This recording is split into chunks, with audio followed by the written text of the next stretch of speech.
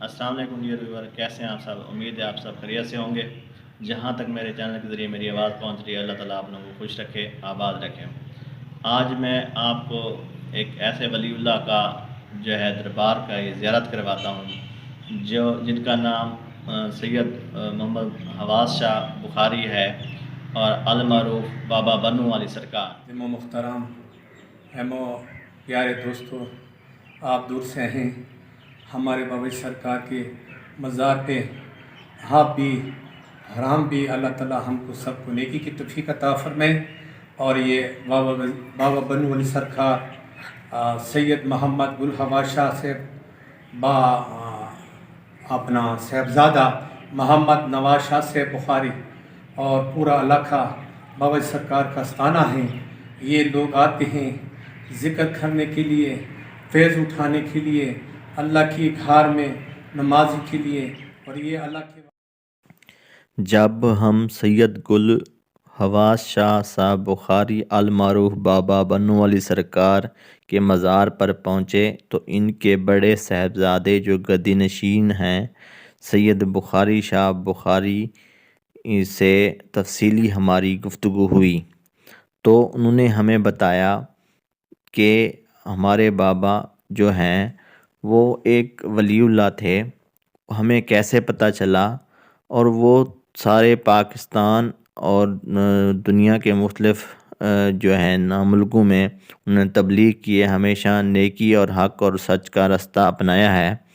تو ان کی جب وفات ہوئی تو وہ ڈسٹرکٹ لیا میں ہوئی، تو وہاں سے ہم ان کو بنو اپنے یعنی کہ جو آبائی علاقہ ہے ادھر لے گئے، کیونکہ ان کا کہنا تھا کہ ہم جو ہے افغانستان کے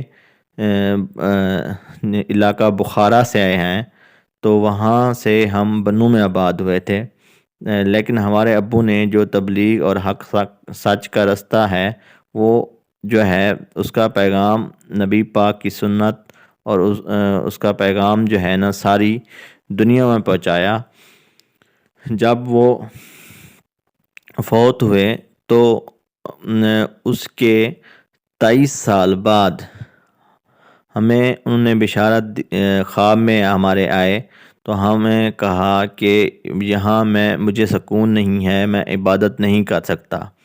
تو وہ اس بات کو ٹال کر پھر خاموش ہو گئے۔ پھر کچھ وقت گزرا تو پھر انہوں نے خواب میں دیکھا کہ بابا جو ہیں وہ بے چین ہیں، مصلی اٹھائے ہوئے کھڑے ہیں اور کہتے ہیں کہ میں یہاں نماز نہیں پڑھ سکتا، مجھے اشارہ کرتے ہیں اس طرف ہے باغ ہے، وہاں جو ہے نا مصلی میرا بچھا دیں۔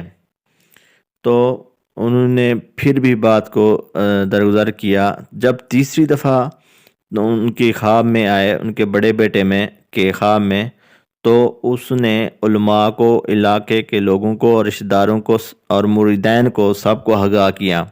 تو مریدین اور کچھ علاقے کے لوگوں نے یہ کہا کہ وہ جو ہے جس طرف وہ اشارہ کر رہے ہیں یا ان کے زیادہ جاننے والے ہیں، تو آپ ان کا مزار ادھر بنائیں، ان کی جو ہے میت کو لے کر ادھر جائیں، کیونکہ اس بات کو 23 سال گزر چکے تھے۔